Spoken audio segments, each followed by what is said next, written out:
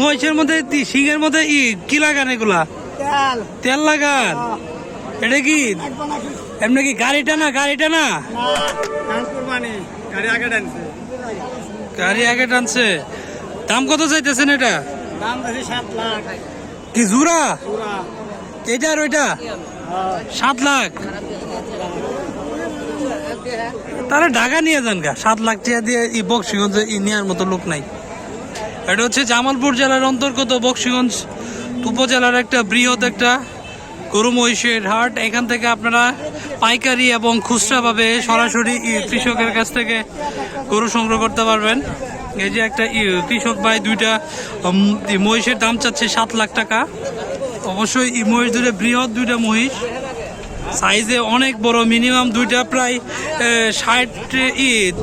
30 মন গোস্ত হতে পারে 2টা মহিষের। এই গরু কি তোমাদের? এখানে দেখেন অনেকগুলা মহিষ এখানে নিয়ে আসছে বিক্রির জন্য, এবং পাশাপাশি গরুর হাট অনেক বড় দেখতেই পাচ্ছেন। আপনাদেরকে আরো গরুর দামগুলো দেখাই।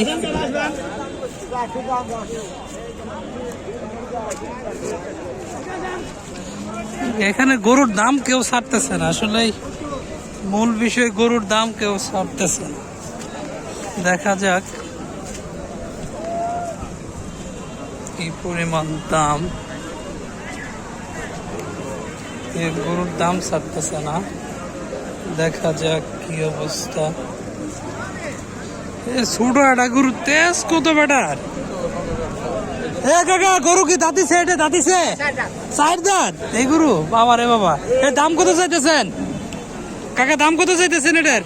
হ্যাঁ আপনি চান তারপরে বলবো কত? 90। এই গরুটার দাম 90,000 চাইতেছেন? পিচ্ছি পাচ্ছি গরু 90,000 টাকা চাচ্ছে। এটা কত বলবো না, আমার বাজেটের সাথে বড়। ভাই বড় ভাই, আপনারটা দাঁতিছে? এটা কি দাঁতিছে? ও দাঁতে নাই। দাম কত চাইতেছেন? 110, 1,10,000। দাঁতিলে ভিন্ন কথা ছিল। এই যে আবার উশৃঙ্খল গরুর কিছুটাই উশৃঙ্খলতা শুরু করেছে এখানে।